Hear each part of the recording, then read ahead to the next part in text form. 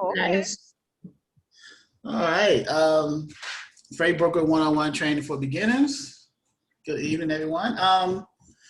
So yeah, I was going to talk to Wahima was supposed to come on too because she got some kind of shipper information that she wasn't really clear about. But with you guys, agility. So I wanted to discuss it, and for other people who can benefit from what we talk about. So when you guys called me the other day, that was you and Sadani, right? And Yes. We were speaking about the refresh my memory because it was a shipper, and you were trying to quote the lane for the shipper, or what were you trying to do? Right. So let me think about it because I mean we've done so much this week.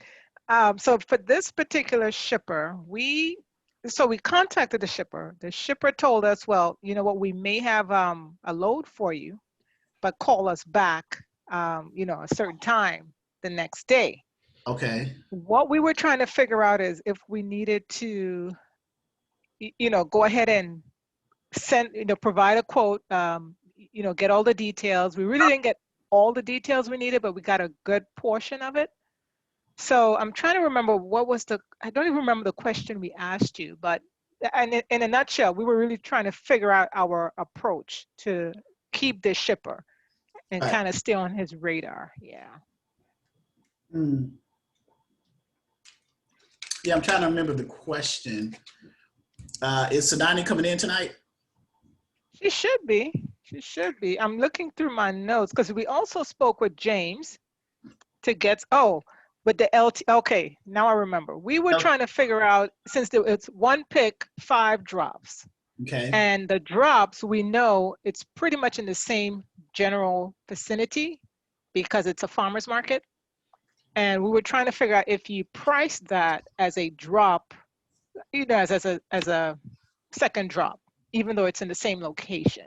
And then speaking with Mr. Nelson, he said, yeah, because you're going to get a different BOL for each stop. At least you should get that from the shipper, in which case that driver is going to expect to be paid for each drop. So that was one of the questions. So they were 5, one pickup at one shipping. So you're going to get 5 shipments when you pick up from a shipper facility, like a distribution center. They're going to load you with 5 deliveries, right? 5 shipments. Right. And then you're delivering them. Your carrier's delivering them to 5 different locations, even though they may be in the same or neighboring zip codes and close proximity. They're going to 5 different facilities, 5 different buildings.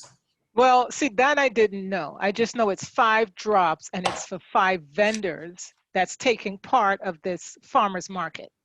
Are they 5? Are they going to the same zip code or 5 different zip codes? No, same zip code, but it's different recipients.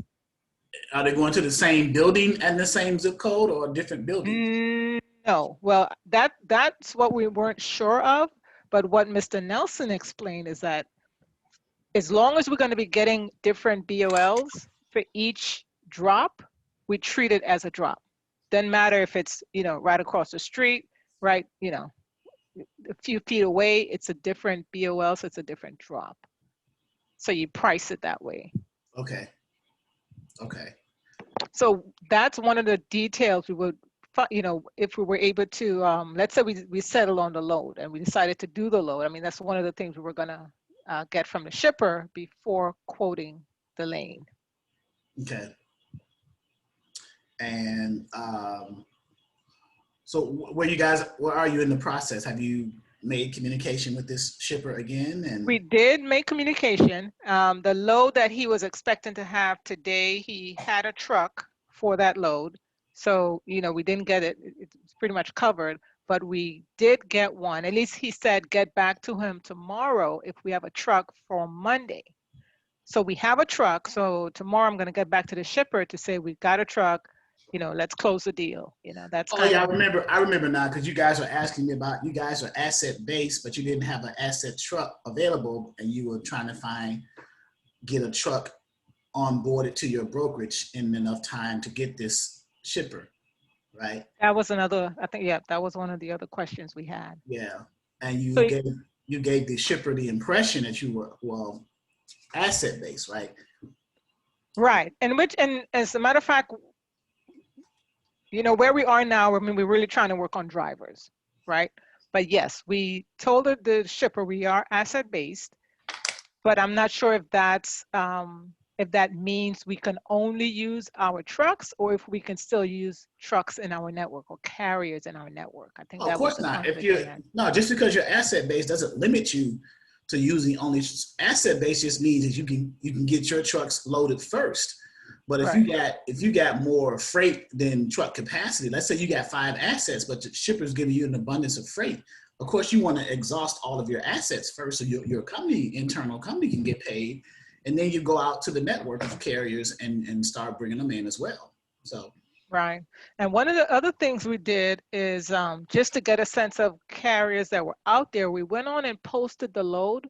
You know, we came up with a number. We figure it's, you know, it's market. And we posted the load so that carriers can start either reaching out to us or we can see which carriers match our load. So that's kind of, again, that was kind of new for us. We did that without having the rate con from the shipper. Or the load Is it, tender. right, right.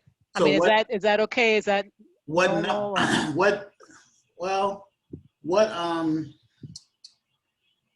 he didn't give you any idea what he was paying on this? Yes, he did. When we asked him for that lane, he gave us a range, right? 1,800 to 2,200. I remember that now. I Right, remember it's coming back to me. So I got selective right. amnesia. So, Hey, I know you got a lot going on, so um, but okay. So 18. I'm gonna write this down so we can kind of like dive into this. And Mr. Nelson's in here now. So 18 to 20, 2,200. 2,200, and it was like a 400 mile, Four, 415 mile, 450, 455 miles. 455 miles. And the final, so that's the total miles, and that includes all the zip codes you're going to touch, the 1 pick and the 5 drops, right? That totals, or do Well, you know? that's the kind of like what we're assuming at this point, because when he gave us this quote, he had already said he was 5 drops, you know, 1 pick, 5 drops.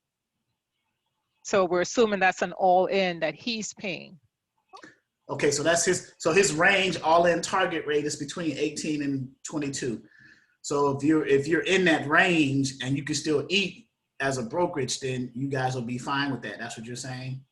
Well, that's what we're thinking, but it's a couple of things we're looking at. It's the holiday, right? So Monday is a holiday. Right. Does that give us, you know, more leverage to charge a higher rate? If he wants to get his loads moved and to his customers, yes. Okay. So you know where it's picking up and where it's finally ending, or you know where it's Yes. picking up in all the stops? I don't have all of the vendors for the drops, but I know where it's starting and I know where it's ending. But the stops are in the 5 stops are in the same zip code. Yes. Okay, so let's do some analysis on this then. Open up Google. I'm sharing my screen, correct? Yes. Okay, so where's it picking up? Plant City, Florida. All right. And in the meantime, are you looking for carriers in the Plant City 50-mile radius as well, or? Well, yes, we were, but at this point we have a truck now for that Monday run. Well, and it's also he has this is daily, right, or weekly? It's a couple of times a week. So ideally, what we're hoping is, you know, it's probably a trial run for him. We do well, and he gives us other lanes, or at least other loads for this Right. lane. And where's it going to? What's the final? Forest Park, Georgia. Okay. And assuming that all the other stops are within a decent, if they're going to certain facilities within that surrounding area, Forest Park, Georgia, that's saying so 458.5 miles. That's city limits, but you're saying 455. So 455. we'll stick with his 455, and we'll assume that They are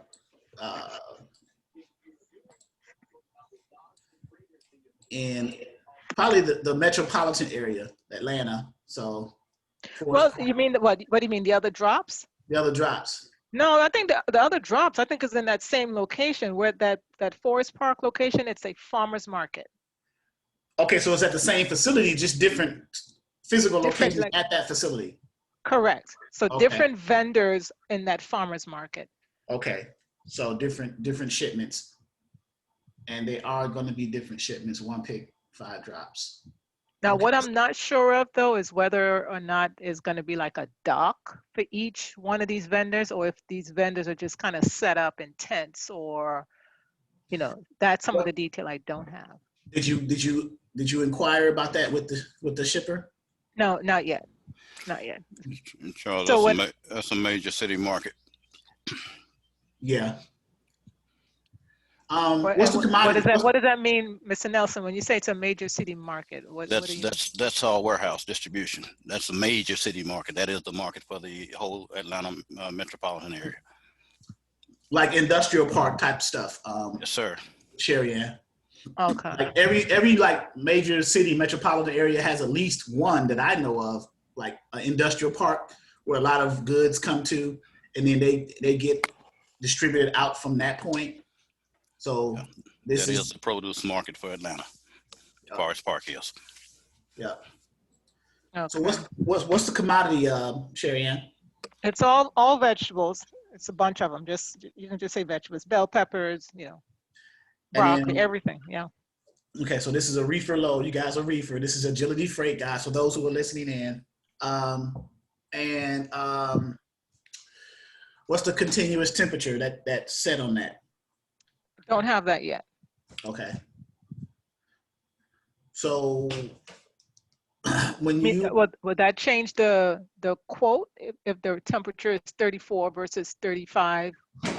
Well, these are some of the preliminary things that I thought you guys would probably be asking them, but I don't know if he kind of like just called you guys.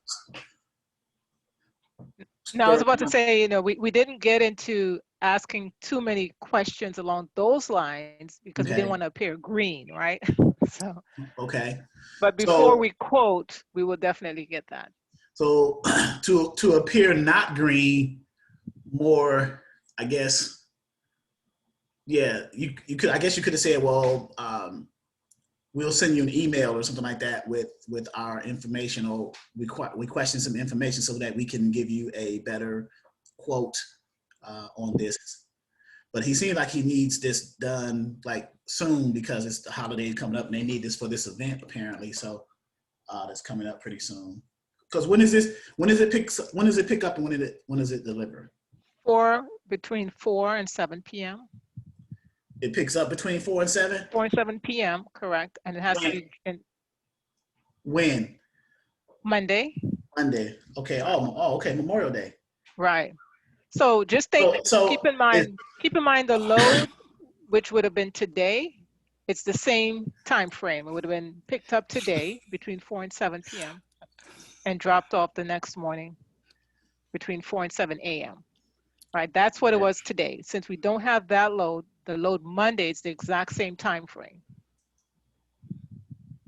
Okay. Pick up next day. All right. So did you say that load picked up on Monday? Yeah. Is that facility That's a holiday. Open? Yeah, that was my next question. Oh, no, we ain't giving him that for $2,200. No, that's a holiday.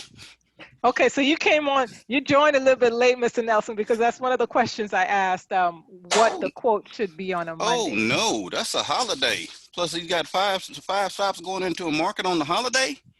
Well, in preparation, so think about it, right? The market is going to be open on Tuesday. The market is not open on Monday. But he wants you to pick it up on Monday. Correct, and have it there for Tuesday. Oh, no, you gotta charge him for picking it up on the holiday. He's not going to find a carrier out there that's going to be available on Monday. If you got a truck, then you lucky. Yeah, and you gotta hold it, lay over with the freight, and you gotta keep it. Yes. You gotta keep it cool to the temperature that they want it to be, so when it doesn't, there's no spoilage. All types of factors.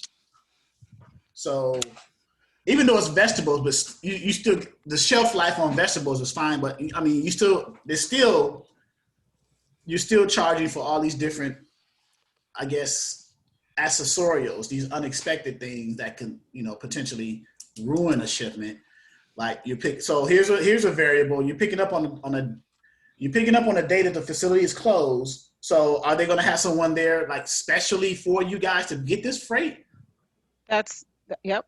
They would for the Monday pickup, yes. Yes. But where it's going, it's not open until 4:00 in the morning. Wait. You said 4 to 7 a.m.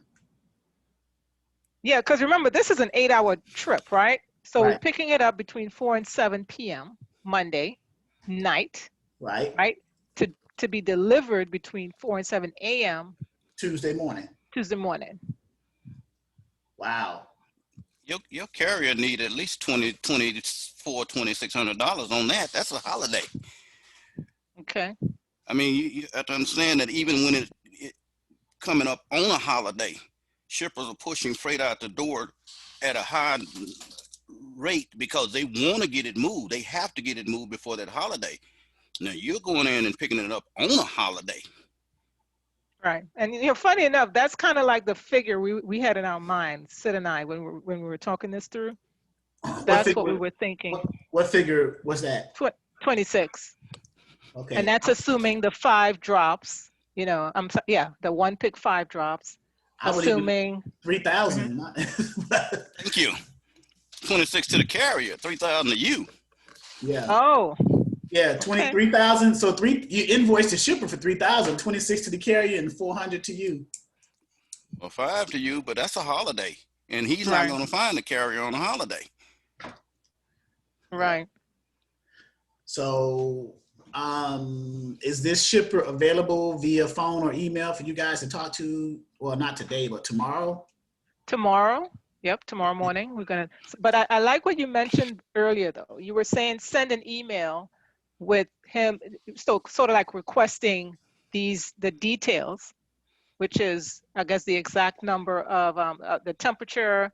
I mean, those things that we were planning on verbally speaking with the shipper on. Well, now that I know all of this, we know all of this, even before you get that email from him, you may want to run it by him. Like, look, we can't do this for no less than 3,000 because of the special circuit. And you explain to them why, and they know why. They're just trying to get over. They think, of course, he knows why.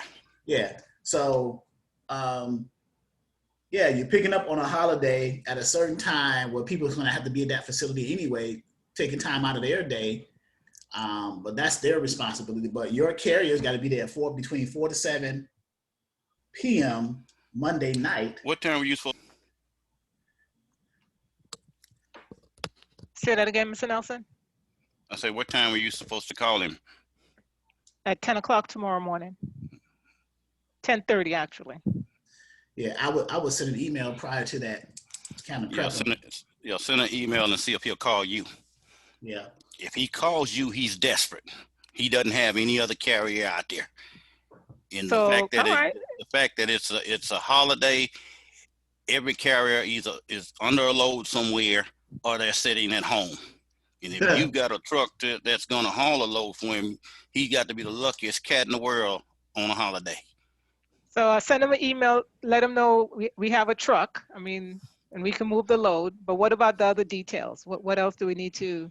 Well, if he accepts your number now, this 3,000, then you can get all the other details from it, because those things can be met now. You got the number that you need.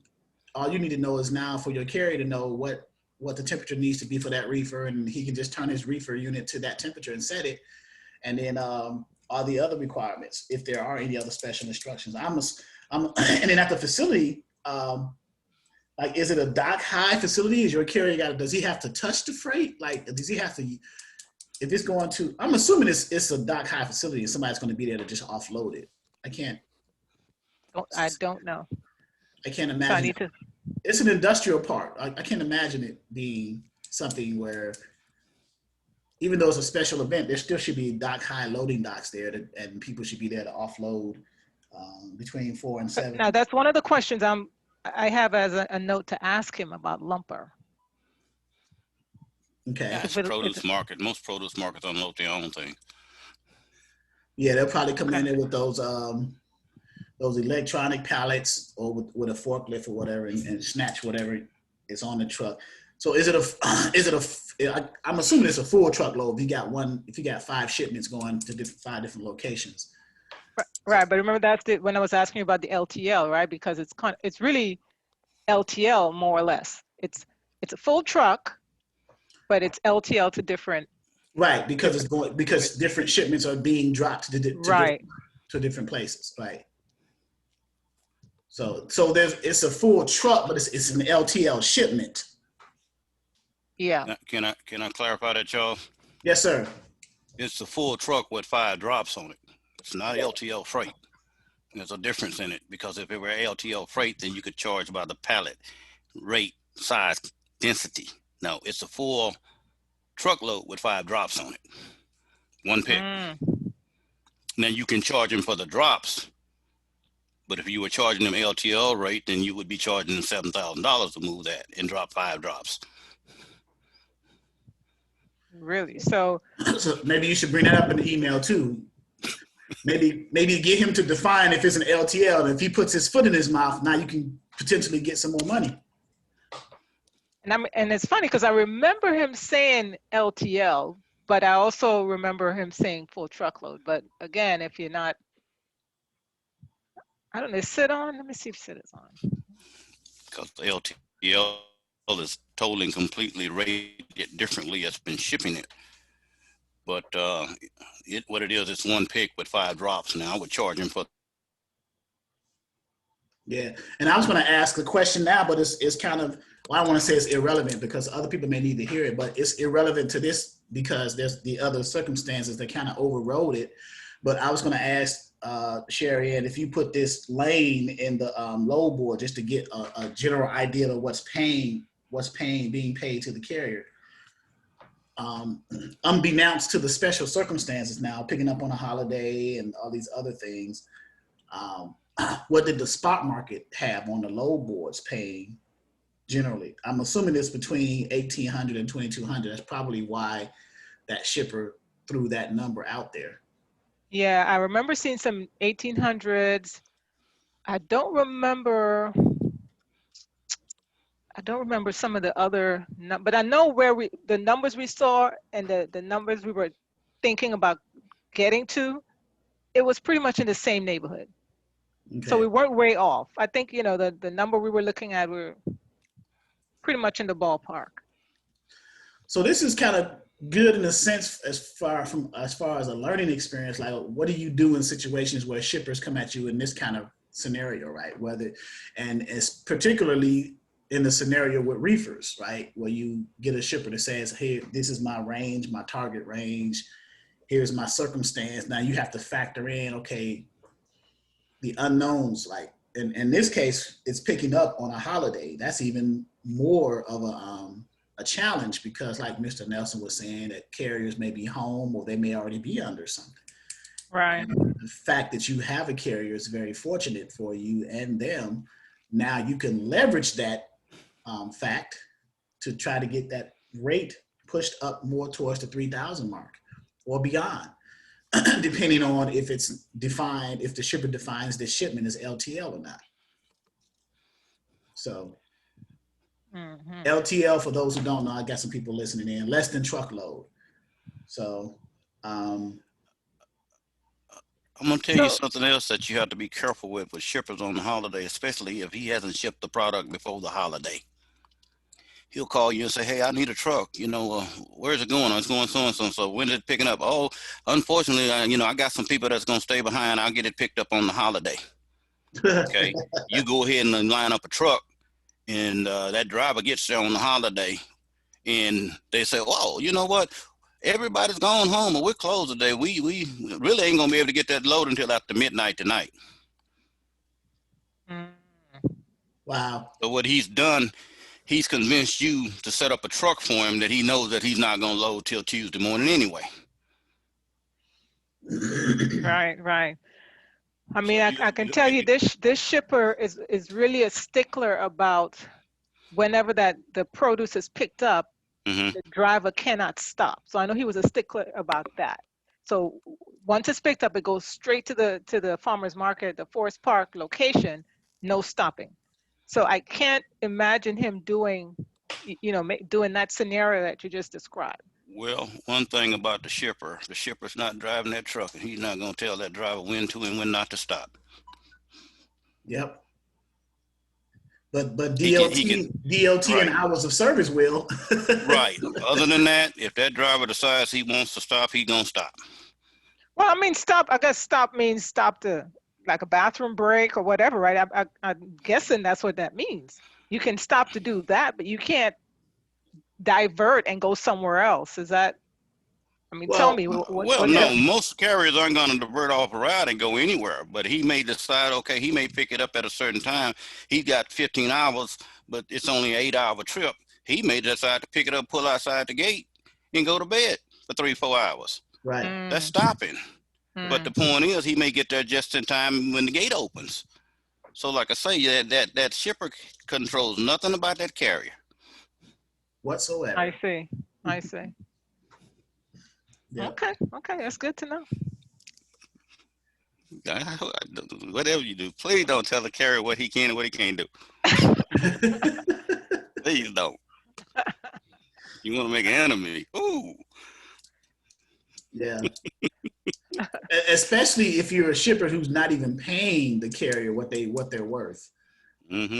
So that makes it even worse. So Okay. But he'll reach up there. He get pissed off enough. He'll reach up there and flip that switch. Yeah. So you have some questions in the email to kind of, is it LTL? So let's say if it was LTL, then you can probably just push for a higher rate, like Mr. Nelson. What did you say, 5,000, 7,000? I think you said, Mr. Nelson. Well, it just depends on, how you want to rate it. I mean, it can be as much as $7,000 on that load, even in that amount of time. But we're talking produce. If it were dry goods, it would be a little bit different. But we're talking produce. So, but I would still, like I say, I would still try and negotiate stop pay, even though it's in the market. You're still having that carrier is still having to pull from one dock to the next dock and bump it. There's no guarantee that when he pulls out of one door, he's going to be able to get in the next door as soon as he pull out of one door. Okay, right. So treat them all as a drop. Treat them all as a stop, because he may pull out of one door and the next stop is 2 doors down or 3 doors down, and they got 2 trucks in the door, and it may take them 2 hours to unload that. So he's subject to be there all day long trying to get those 5 drops off at that market. And because I'm speaking from experience. Right. No, that's why we're talking about this, because. Yep. So. So Charles, you're still suggesting then that we send an email before our conversation on tomorrow morning with the shipper? Yeah, I would prep him or have him and see if he will call you. Then if he calls you, like Mr. Nelson was saying, then he's desperate, right? Obviously he's desperate. He's trying to get a load picked up on a holiday. That's the first sign right there. But yeah. So he'll probably call you, because he probably, especially if you, I might play with him. If it were me, I would play with him. Like, man, I think I lost my truck, man. Can you call me? I'll probably scare him. He'll probably call me. and I wouldn't be surprised that so-called load that he had going today isn't that load that he has picking up Saturday. Well, pickup is Monday though. Okay, we're picking up Monday. I wouldn't be surprised if that wasn't the case too. I don't know if they're gonna keep produce sitting that long, but you can keep produce in a produce cooler up to 9 to 12 days, depending on what it is. Okay. Yeah. What it is, how the temperature is set. Right. Now, broccoli and asparagus, you can't do that because it'll grow on you. Strawberries grow whiskers, so you got to move those things. Yeah. Yeah. All right, so I still want to, I want to formulate, get in my mind what content we're going to put in this email. So. Okay. Well, let's think about it. You're having me pick up a load on a holiday, right? So you gotta let him know in a roundabout way that the 1800 to 2200, I can do this load. I have a carrier that's available, which you do, right? You have a carrier, right? Yep. We are able to do this load for 3,000, no less than 3,000. Is this something you can work with, or something to that effect? I'm sure you have that verbiage, professional verbiage. You can put it in, but basically something to that effect. And then if you get past that, and he accepts that quote, I guess, if you will, for lack of a better word, then you can get all the specifics so he can put on that tender to send to you, and everything. So. Okay.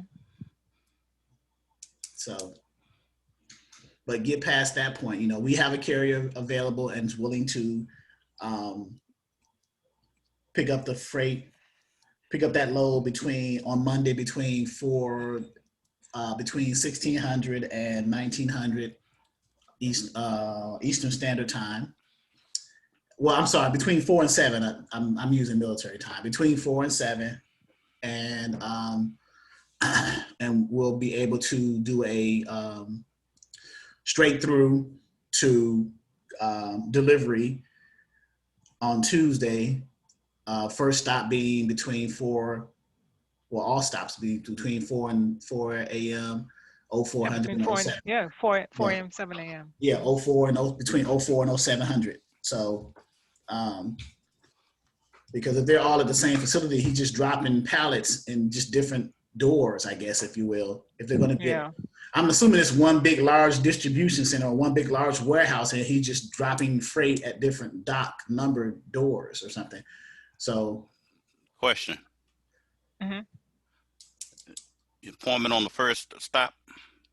Say that again? Is the appointment on the first stop? Is the appointment on the first stop? Appointment time. Well, you mean the Ford? I guess I'm not sure if I follow you. Because no, so what he's asking, is there an appointment time for the first stop?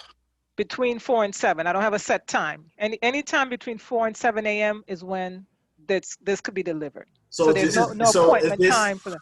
So it's FCFS. Is it like first come, first serve type of thing? No appointment? At least we don't have that yet. So is that something we need to confirm? Yeah, please. I would, yeah. Yeah, on that one and all the other ones. Okay. Because it may be first come, first serve on the first one, and all the other ones may have appointment times. Right. So you need to be clear on all these, because if you sign something and you don't understand it, then he may try to challenge trying to pay you, right? So you have to understand, because they do first serve on the first one. Okay, you get that to the first one, and then the second stop maybe is 30 minutes or 40 minutes later. If it doesn't have, say it has an appointment time on it, they don't get through with you at the first one before his appointment time. You get there 15, 20 minutes late. He may tell you, well, you should have been here at 3 o'clock. Then what? You're going to have to reschedule his appointment till when? Maybe tomorrow? Got it. So do we control that then? Let's say he has 5 drops and the appointment times. Do we space it out? Do we, specify those things? How do you work that out? Well, he's giving you a 3. So you gotta do 5 stops on Tuesday within a 3-hour window. So how can you evenly spread that out? The first one, your driver is going to be there at 4 a.m. and then he has to drop so many pallets at between 4 and 4:30, 4:45. Let's say he gets those pallets off. I don't know how many pallets are going to be on the truck. I don't know if it's 26 pallets, and he takes off like 6 or 7 of them at that first stop, 45 minutes.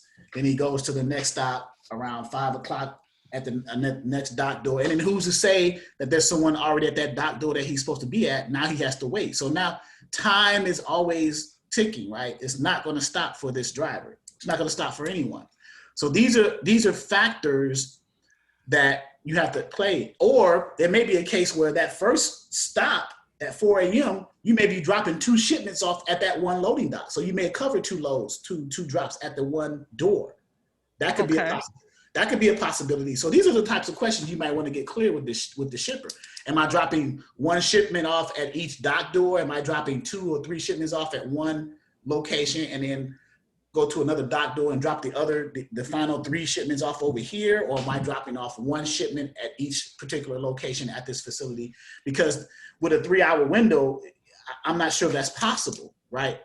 So, those are some of the things you gotta. So then at that point, you just kind of negotiate with the shipper. Then let's say you think it's impossible to do those drops. Well, it depends on how he responds to that question, right? That inquiry. If you tell him, okay, we got the pickup, that's fine. You're just picking up one pick. It's 5 shipments, but it's 1 location to pick those 5 shipments up on Memorial Day between 4 and 7. So, right. And then it's a straight through drive to the location in Plant City. In Forest Park. You get there. Now, here is where the challenge begins. How are the deliveries? How are the drops? They're obviously, you said 5 drops. So there must be 5 different shipments that's dropping at 5 different locations. Right. Possible. Or it could be 5 different shipments with 2 of the shipments at one physical location dock door and then the other 3 at another dock door, or maybe 2. But would you have a different BOL for that first one? Or would you have, like 1 BOL for the first, 3, for example, the first 2? There's so many scenarios you can look at that under. You can have 1 BOL to cover. If he's saying 5 drops, then I'm assuming there's going to be 5 BOLs.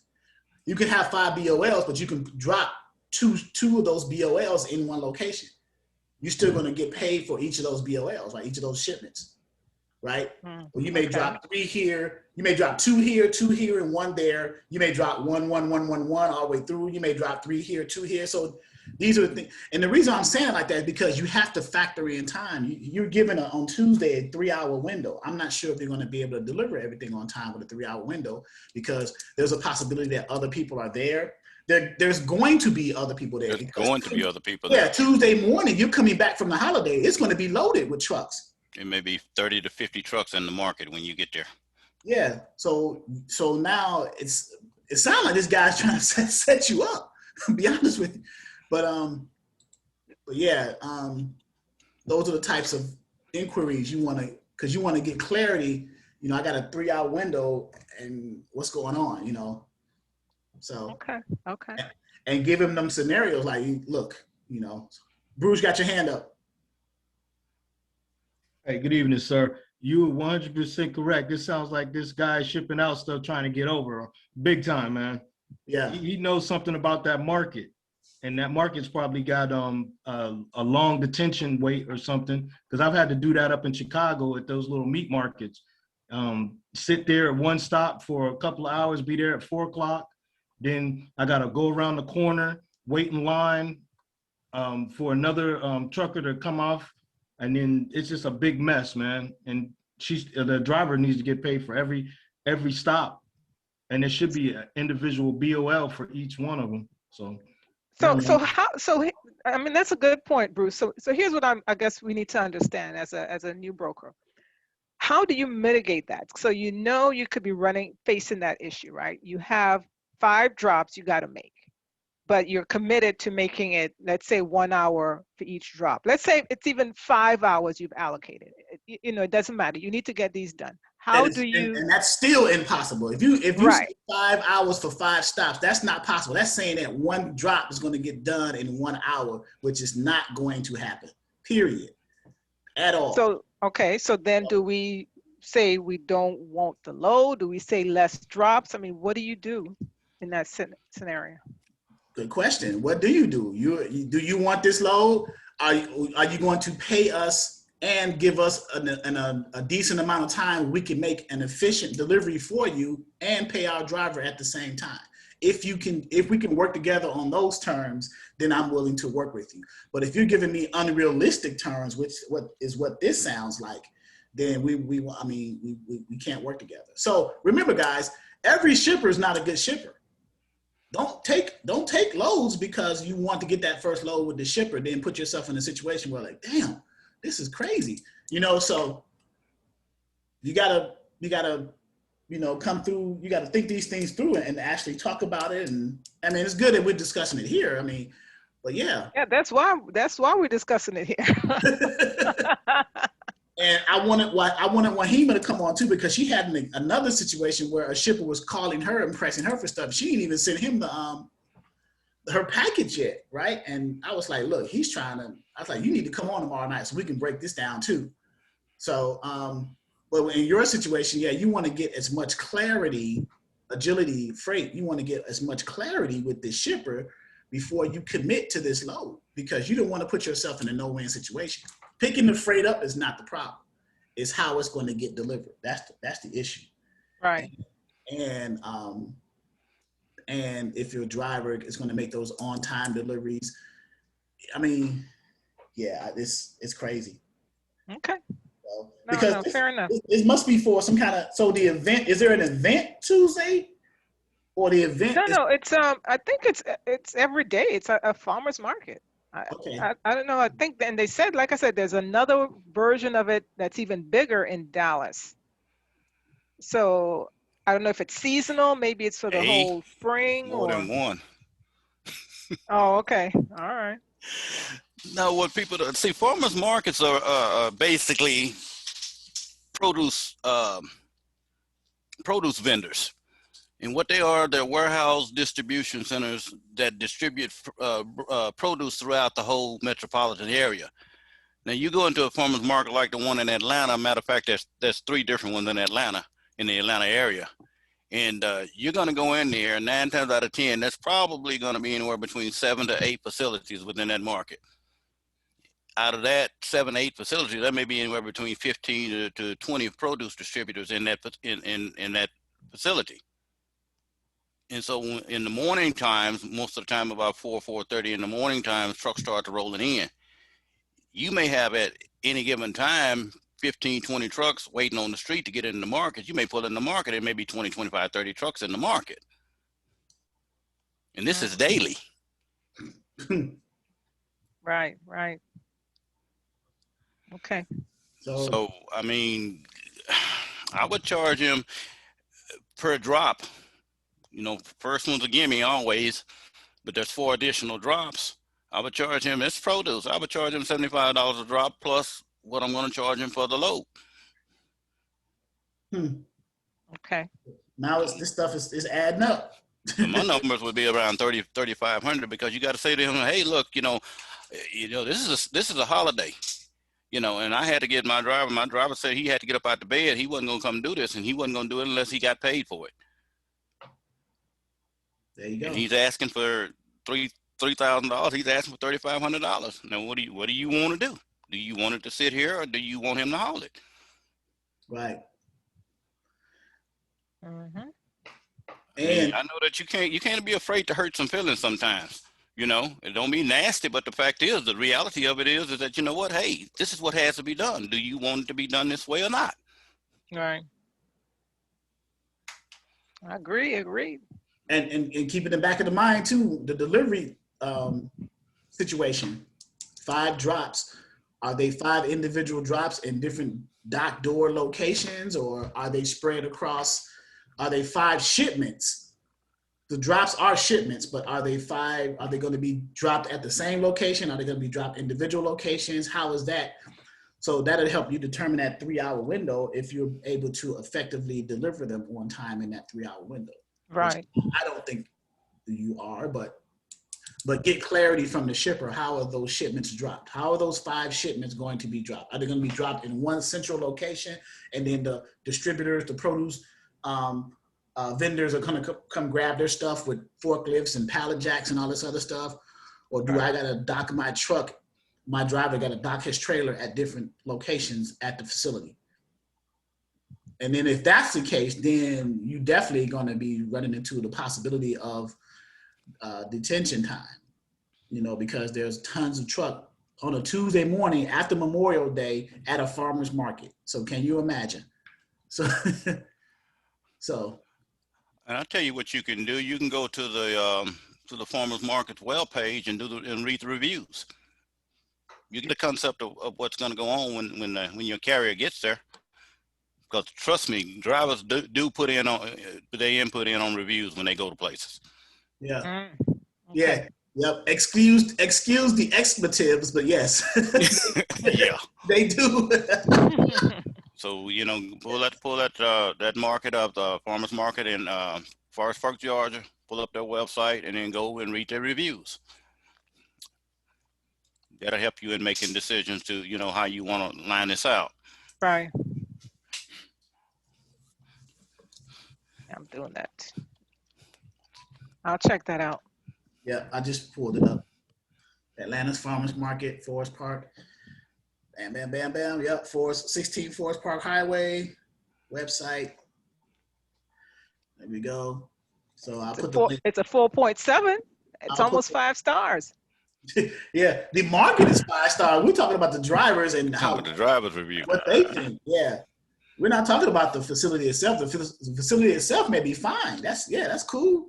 It probably is a nice facility. I wouldn't doubt it, but not from a driver's perspective. So yeah, I put the link there. So you guys just navigate there. I'm probably not going to do it, but just navigate there and it's a huge market. It sits on 150 acres. Yeah. Mm. So Yeah, I'll check it out. Yep. And thank you so much. Appreciate all your feedback. Yes, ma'am. Bruce. Hey, I'm on Facebook all the time, and they have these trucker Facebook groups and stuff. They talk about dumb stuff that truckers do all the time. They'll show pictures, and you can easily go on there and ask a question on Facebook and some of these forums, and these drivers will gladly tell you. Yeah. They'll gladly tell you how this stuff is going. But all his kids are gone. Yeah. So especially if they've been at that location and done a delivery there and had to experience that stuff. Right. So, yeah. So review the website. I got it right here, but take a look at it and check out the reviews for the driver side, and then let's see, skip to main content. Let's go to the main content and see what we got here. All right. So yeah, so there we go. All right. Man, I was looking for Wahima to come on so I can get her perspective on what she experienced, but it's fine. I know it's Memorial Day weekend. I canceled the dispatch side this weekend, Saturdays and Sundays. I was going to cancel today until I got a call from Sherry Ann and Sadani. Oh, so you're going to put it on us, huh? All right. It's fine. This is good that other aspiring freight brokers, whether they are going to be reefer-related equipment type freight brokers or not, hear different scenarios and circumstances from shippers that will hit you with freight on circumstances that may be close to impossible, like on the holidays and things like that. And you as a broker, you have to, factor in those things like, okay, and then price accordingly, right? Especially if you have a driver. Now you want to satisfy that driver in a way. So the driver is going to get $3,000 and you invoice the shipper for $3,500, you get $500. That driver is going to move that. For $455, I'll jump back in the truck and drive that for $3,000, right? Because with 5 stops at the same facility, that cents per mile is not bad, and it's above the market was paying it. That's $6.60, $6.59 a mile. I don't know a driver that would not do that. But again, you still want to get the special circumstances and the special instructions from that shipper, and try to control that email and control that conversation in a way that's going to benefit you and your driver. Don't put your driver in a situation where it's going to be stressful in delivering that with those 5 stops in that 4 to 7 a.m. 3-hour window. So. Thank you. Yeah. Appreciate that. Yeah. So 3,500. So we went from 3,000. We went from 8. We went from the range of 18 to 22, which is probably what he's trying to get over under, to 3,000, and then eventually 3,500 because of the special situations that we've had a chance to assess what's really going to happen in a reefer type of delivery, produce type of delivery at a facility on the day after a major holiday. The possibility of a whole bunch of things happening, right? So we need, our driver needs to be confident.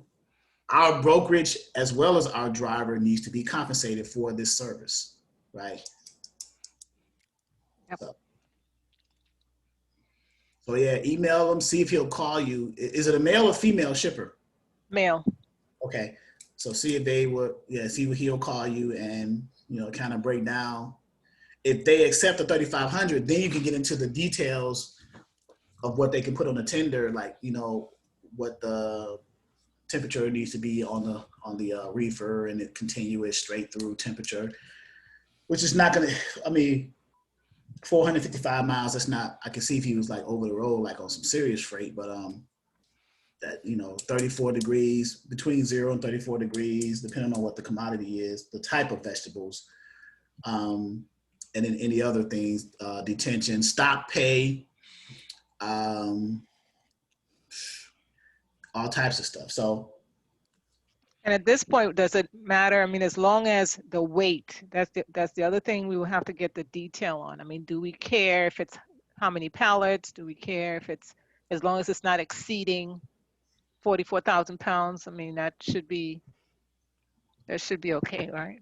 well, yes, the weight is also important because the closer to max weight of that trailer, then the greater your possibility of your carrier is going to be overweight, right? So, the weight is important. That's a definite question you want to ask. How much is the commodity is going to weigh? I mean, if it's going to be a full truckload, 5 drops,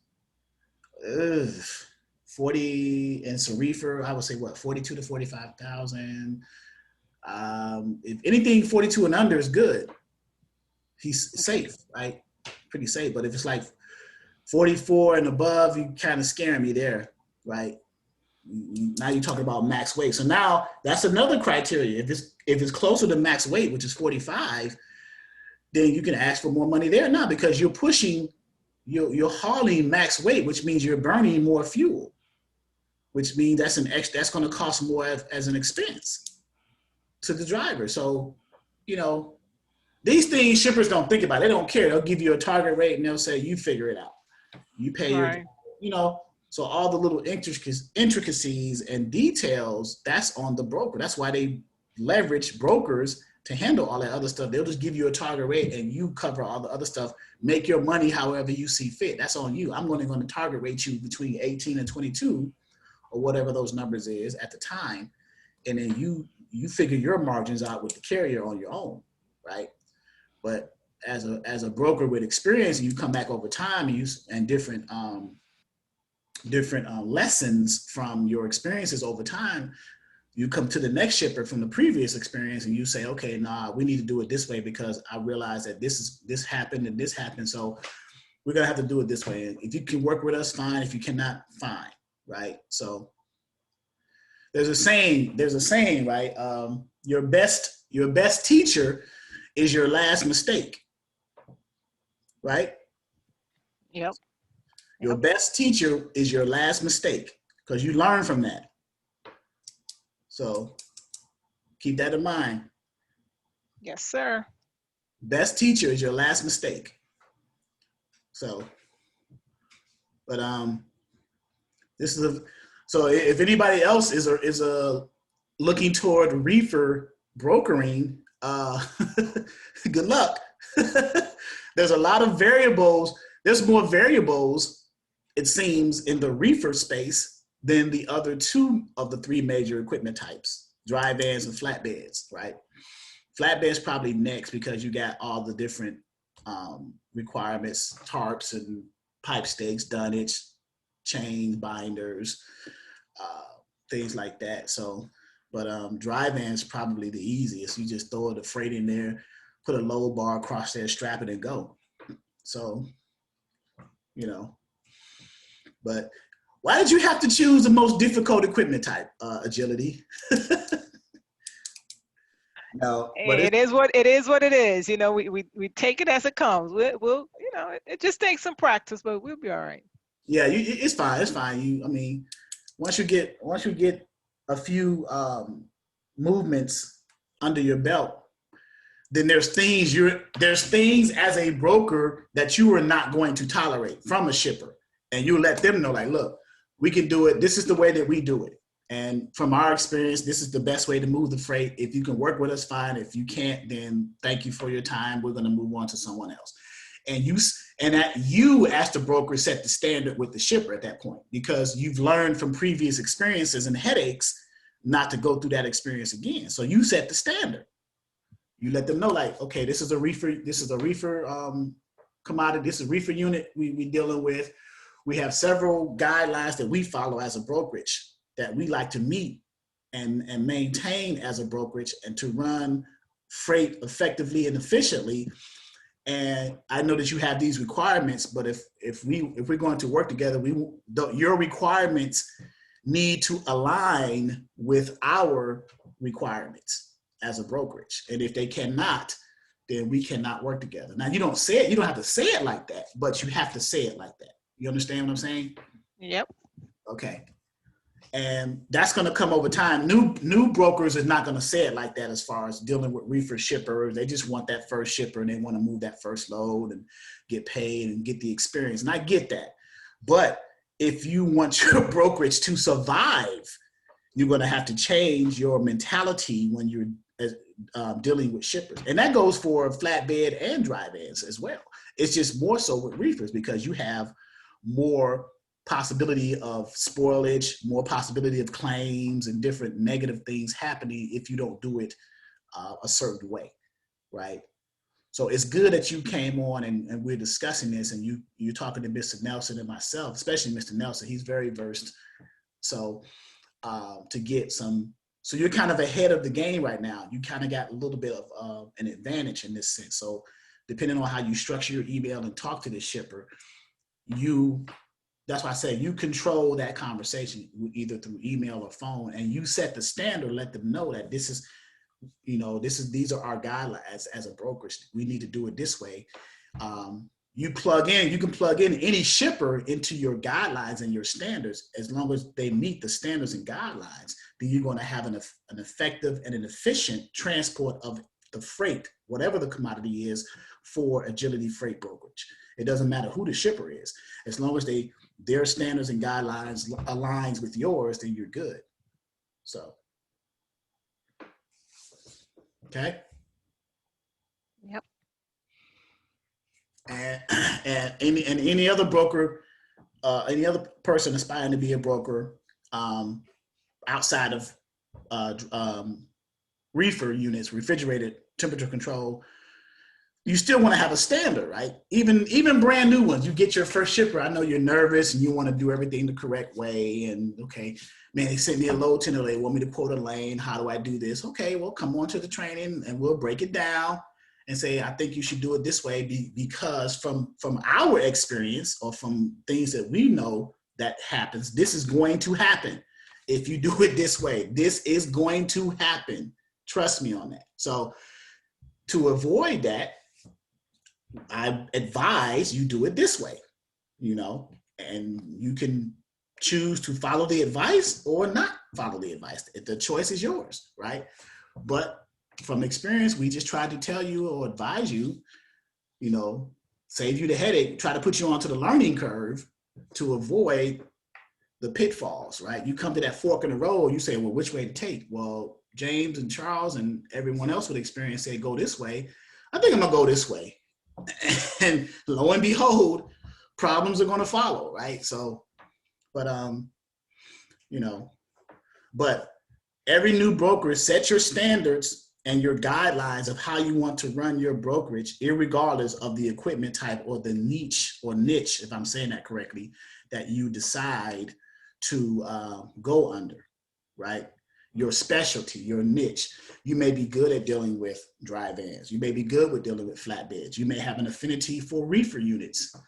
So whatever that is, create your standard outlined guidelines and criteria from running your brokerage. And it doesn't matter what shipper you plug into that formula, as long as your guidelines are set in stone and how you want to effectively and efficiently run your company, and then there you go. Okay. And it's going to take some time. It's going to take some experiences. It's going to take some headaches and falls. But as long as you get back up, then you should be fine, right? And you talk to people who've been through the situations and experiences that can help guide you along the way, all right? So that's my sermon. I'm going to pass the collection plate via Cash App later on tonight, and I'll get my money from you guys later on. So, any questions?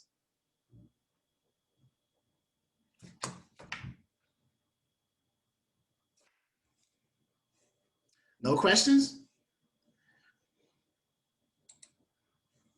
We broke this down pretty thoroughly. Yeah, I got a question.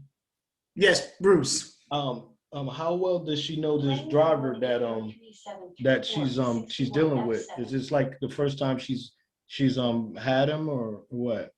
Very good question. So Sherry Ann. No, it's actually it's a driver we have a relationship with.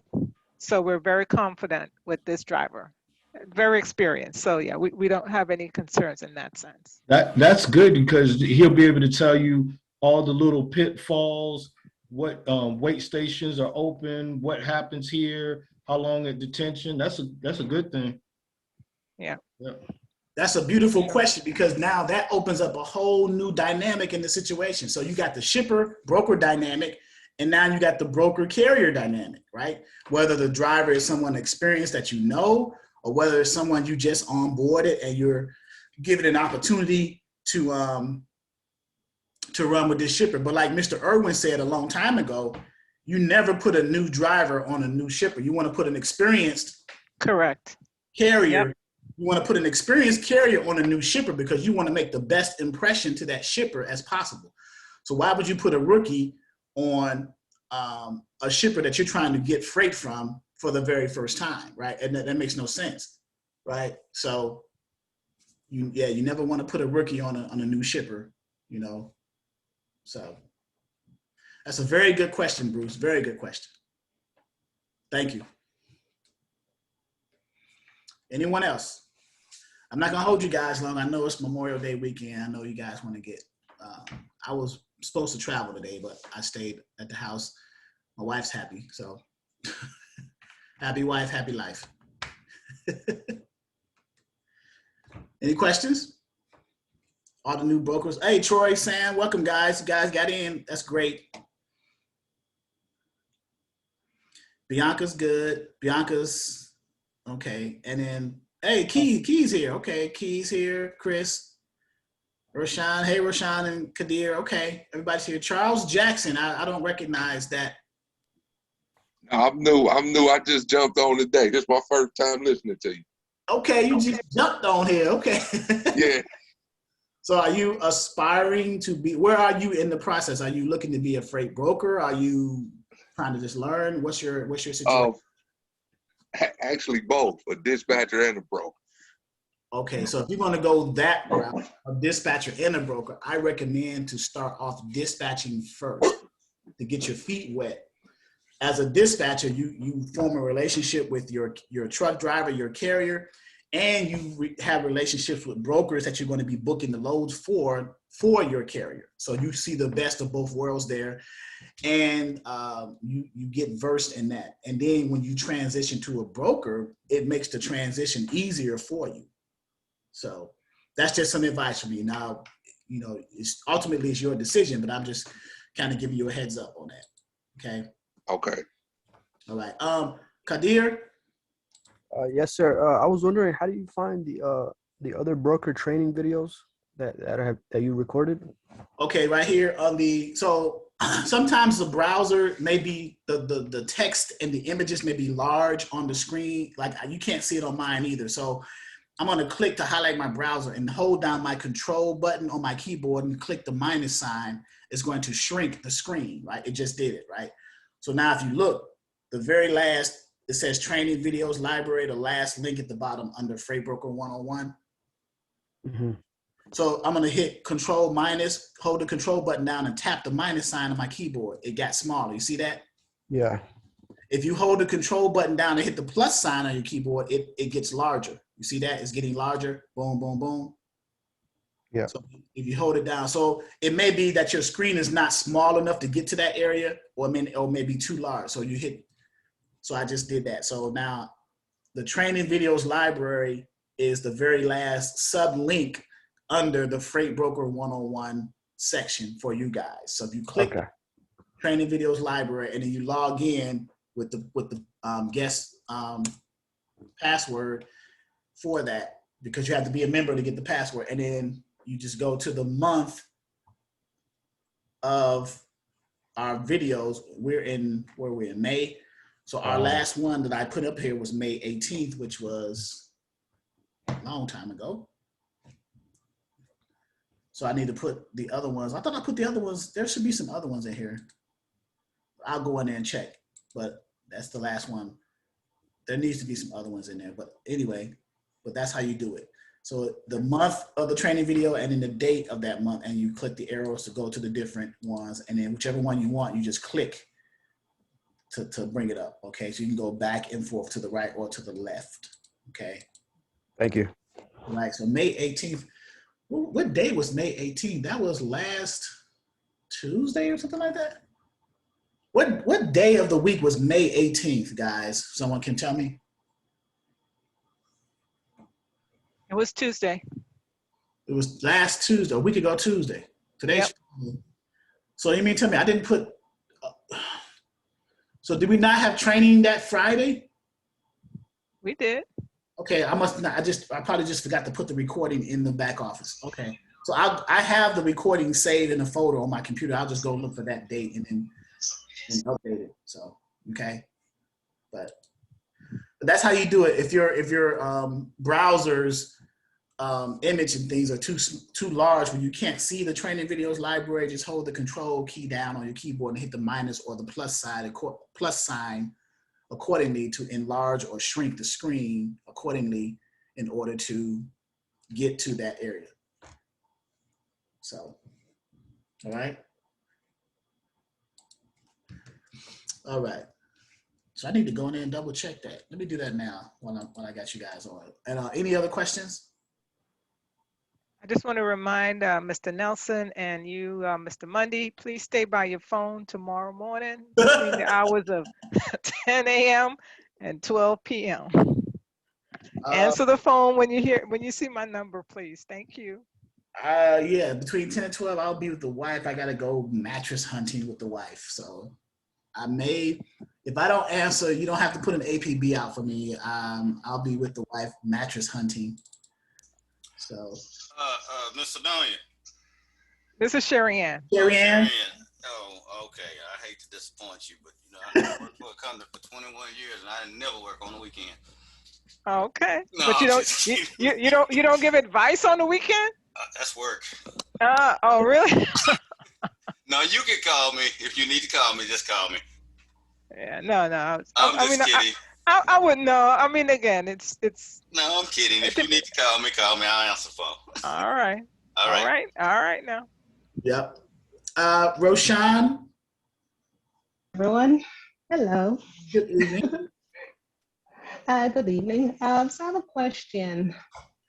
So I got most of the prerequisites that I'm supposed to have. So I finally got the surety bond. So, and I got the BOC 3. So what's the next step after that? So you have your authority. I do. You have your bond. You have your authority. You have your bond. You have your BOC 3. What about your UCR and insurance? I have the UCR. What about insurance? Which insurance have you decided? So that's the next. That's the contingent insurance, correct? The general liability, the standard one is CCI, contingent cargo, or errors and omissions. Most new brokers choose the contingent cargo. Okay. Some brokers don't even get insurance at starting out. They'll just be added as a certificate holder on their carrier's insurance, and then they'll eventually get contingent cargo. But if you want to get insurance, then the contingent cargo is the one to go with. So okay. Is there someone you would recommend where I should go for that particular insurance? Wahima sent me an email with some suggestions. Who on here has contingent cargo, a good rate for their contingent cargo insurance provider, like Progressive or somebody like that they can share with Roshan? I'm going to open up the email and look at it. I can say that DB Schenker quoted, I think it was like $98 per month annually, but that didn't include reefer. So, you know, you definitely want to check on that. But I think it was, yeah, $98 a month. DB Schenker? Yeah. Okay. So is this it? DB Schenker Global Logistics Solutions and Supply Chain? They have a logistics, I mean, they have a insurance division, or am I looking at the right one? Let me see, insurance. See there. Okay, there we go. Risk and Insurance Solutions, DB Schenker, cargo insurance, freight insurance. Okay, I'll click this one. And all risks. Let's click one of them. Custom bonds, cargo insurance. So we'll just get to DB Schenker and then ask about the contingent cargo once you speak to them, Roshan. Okay. So I'm all set and ready. Is that correct? Yeah. So where are you in the timeline of your bond, of your authority becoming active? Has FMCSA communicated? No, not yet. They were waiting for me to get the surety bond, and I finally got that on Wednesday. Okay, so you shared the fact with FMCSA that you have a surety bond? Yes, it's already on their website. Okay, so now they're going to go through their process and eventually activate your broker authority. Okay, so this is the 10-day waiting period, correct? The 10-day waiting period is for other people to contest the fact that you are forming a brokerage. Mm-hmm. And this is pretty common. Don't get too caught up in that thing. That's just a common thing. Somebody may be out there who hates you or whatever, right? And they want to contest the fact that you're starting a brokerage. And if there are no valid, I guess, people contesting it, then it'll go through the process and become active afterwards. And then you'll get communication from FMCSA saying so, okay? Okay. But in the meantime, I just put the link for the insurance in there to look at DB Schenker. Thank you. All right. So also too, so for those of you who are in the same position of where Roshan is at, where they're going through the requirements steps of starting a brokerage, are you at the same time working on your back office infrastructure as far as like documentation and paperwork, as far as your shipper packets and your carrier packets, meaning your broker shipper agreements and all the other documents that's contained in that, and your broker carrier agreement and all the documents that are contained in that. So by the time your authority becomes active, it can align with your documentations being active and set in place at the same time. So you can just be a smooth transition into going after shippers and getting those accounts and things like that. So that's what I kind of recommend, but I'm assuming that you guys are doing that while you're waiting, because there's a waiting period, right? So while you're waiting, I'm assuming you're just not sitting there twiddling your thumbs. You're actually working on other things, because this is your brokerage, this is your company. So you're doing other things to kill time while you're waiting on FMCSA to activate your authority. Correct? Correct. Okay. And I have my first carrier already, so just waiting for the No finalization. way. No way. I do. What equipment type is the carrier? Dry van. 53-foot dry van. So, Yes. okay. So they're just waiting for you to get, so with that being said, you have a carrier before you have cargo, freight, a shipper. So are you going to target, so where's this carrier's domicile state? Where are they located? Illinois, Chicago. Okay, so they're in Chirac. So are you going to target shippers in the Chicago metropolitan area? Yes. Okay. Are you from that area as well? Yes. Okay, so you're targeting home first and then spreading out, which is good because you can physically drive to some shippers, set an appointment to physically visit them and then start your conversation like that. In addition to cold calling, in addition to social media marketing and branding your business and all this other stuff. So you got it. Okay. All right. The best of luck to you. And who was the partner? Indy? Yes, she is. But that was a different adventure. That was supposed to be based in California. Okay. Yeah. That one haven't started yet. We're trying to work on this one first to see how it goes and fix all the kinkies and what's what. Okay. All right. Well, good luck with the insurance search with different companies. So. Thank you. You're welcome. Anyone else? Hey, I got a kind of a quick question for you, Charles. Yes, sir. Hey, so kind of just piggybacking off of Rashawn, I've kind of been doing the same thing where I've been calling shippers in a specific location, but also reaching out to carriers to try to build a relationship with them in that specific vicinity, just in case a shipper lands. Does it sound new or kind of green if I ask the carriers what rates they're willing to haul for to certain locations? Because I know there's you should approach them with a number in mind, but I know the DAT, a lot of times we talk about how the DAT numbers don't match up with what's going on in the market. No, it wouldn't sound green. You're asking the carriers for what their numbers are, so you can kind of use that information to kind of leverage when you're dealing with the customers now, going after those accounts and seeing what the carriers are. I mean, not the carriers, but the shippers are throwing at you as far as target rates or asking you to quote lanes. So if they ask you to quote lanes, if they ask you to quote a lane and you ask the shipper, you ask the carrier what they're willing to run that lane for, that gives you an idea of how you want to structure your margins on top of what the carrier is getting anyway. Gotcha, right. The carriers are the one who's familiar with the lanes and they know the seasons and the times right now is the carrier's market. So they know what it's paying currently. Now, with that in mind, is it possible for sometimes the carriers to, because you asked that question, to overshoot it? You know what I mean? I know because there's been a few box truck drivers I've spoken with where they'll say, they want closer to $2-3 a mile. If they're a box truck driver asking for $2-3 a mile, run.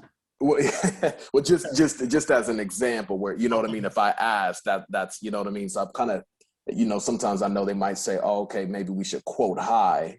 You know what I mean? So what's your kind of, like I said, I know it's kind of a green question, but what's your kind of advice for matching up maybe what the DAT says, the truck stops, some of that data that we get versus what they say, kind of meeting in the middle? Yeah, sometimes you may get unrealistic numbers from carriers in comparison to what the spot market is yielding to the carriers, right? So then there's a middle ground you want to find that's reasonable. And then use that middle ground reasonable number when you're speaking to shippers to try to get accounts. Right. Okay. For that lane. So. Okay. Just have a number in mind. Okay. All good. All right. Anyone else? You guys are good tonight. That's cool. All right, guys, we'll cut it short. Bruce got his hand raised. Okay, Bruce. Brother, I'd like to say this excellent class as usual. I appreciate all your information. This was a good topic tonight, man. Yeah, Sherry Ann, she started this mess. I don't know what's going on with agility these days. I love it. I love it. You guys did a fantastic job. You gave good information. So I definitely appreciate it. Yes, Mr. Nelson, I yield all the expertise to Mr. Nelson. I'm just the moderator. Mr. Nelson is the expert. But thank you. Thank you. And thank Mr. Nelson. I wouldn't say that. I just say I know a few things about a whole lot of things. So I mean, I've been around the industry for 36 years. So yeah. Yeah. Oh, I have a question. Yes, sir. Troy. I know it's been a while since I've been in the game, a while out the game. So I know I'm gonna start doing dispatching first. So with the lifetime membership, how does that work there? When I first signed up. So as far as the dispatching side, yes. So I tell you what, I would call me tomorrow offline so we can talk about that. Since okay. Yeah. And well, you know what, me and Kendra went half and half on the boat ticket. Yeah. So call me offline. I remember Kendra Pruitt. Yeah. So call me offline. Yeah.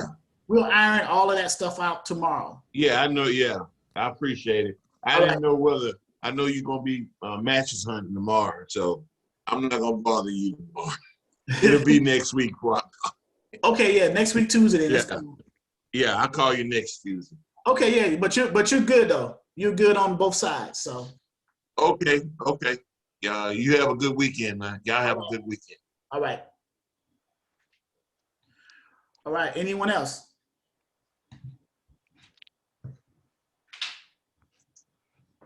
Hope you guys are enjoying my backdrop too. I just got my materials in today from a few people, Vistaprint, some business cards, and you got to brand yourself now. You guys branding your brokerage. I'm branding the training portal and everything. You guys are branding your company, your brokerage and stuff like that. So you got to brand yourself, put it out there. And nobody steal my logo, please. I got to get it trademarked. So, but looks good, Charles. Yeah, I'm trying to get it together. Got the hat, got the polo shirt.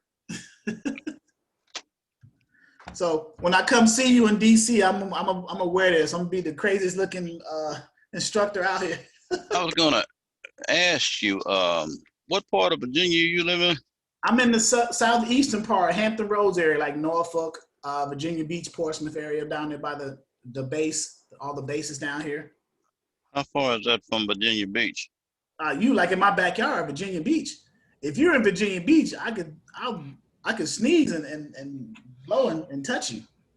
Okay, because I'm supposed to be getting with Mike when I come up that way. If you can't make it up that way, I can come your way. Yeah, that's fine. So I'll let you know before then, because and pull Mike away from dispatching. You guys can come to the beach, Virginia Beach, and we'll just come down to the ocean front and get harassed by police or whatever. So you know. No, I don't do that because see, they don't know how to behave. So, I know how to behave, but they don't know how to behave. Yeah. So no, we won't be harassed by police. They don't like us. They kill us. Yes, target practice.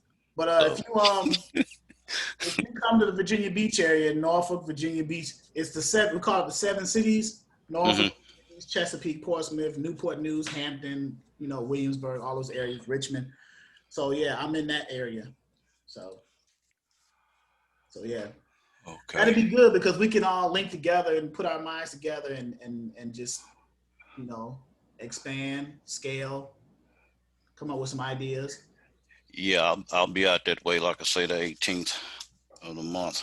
Okay, June 18th. So the June, June. No, that's close to your wife's anniversary. So yeah, the 15th. Yeah. You trying to get us both messed up. June. June. You can't come up for water till the 20th, so I'm gonna have to catch you the next trip. Well, June. Let's see, June 18th. We're staying home this year, so that's cool. The 18th. I may be able to squeeze it in. Mhm. So, especially if you're in Virginia Beach, I may be able to squeeze that in. So, Yeah. Okay. all right, Bruce. Yeah, I want to keep up with that load that she's got going down to Atlanta. I would like to know all the details when everything fans out, because that's an interesting scenario right there. Yeah, so we'll follow Sherry Ann Yeah. and the progression of that. So from Plant City, Florida, up to Forest Park, Georgia, which is like a suburb of Atlanta. So Thank you. yeah, we'll Sherry Ann, with your permission, you gonna keep us updated? Of course. Every detail, like even the bad stuff. Oh, of course, absolutely, because that's what you learn from. Yes, You don't ma'am. learn too much when things go your way. You learn when things don't go your way. Yes, ma'am. This So is a very interesting concept right here you got going on. Yeah, so Okay. remember what I said earlier, the best teacher is your last mistake. Yep. So you learn from it. All right, guys. You guys, please be safe. It's Memorial Day weekend. So you know it's gonna be a lot of nonsense going on out here. So stay out the way. Like I always stay out the way. So and be safe with your families. If I would, I'll send you some of these steaks I'm gonna put on the grill. But sorry, can't do it. So but Wow. so, Mr. Nelson, you want one of these T-bone steaks? Oh no, I got something going on right now. I already got a brisket going, so Uh-oh. I'm ahead of you. You forget I'm in Texas, man. Oh yeah, you got about 8 hours on that thing. Yep. Yeah. Okay, guys. Yeah, have a safe weekend. I will see you guys on Tuesday. All righty. Tuesday for All right, guys. nice Be safe. weekend. Thank you. have a great Thanks. Have a good weekend, everyone. And Sherry, if you need to call me, you can call me.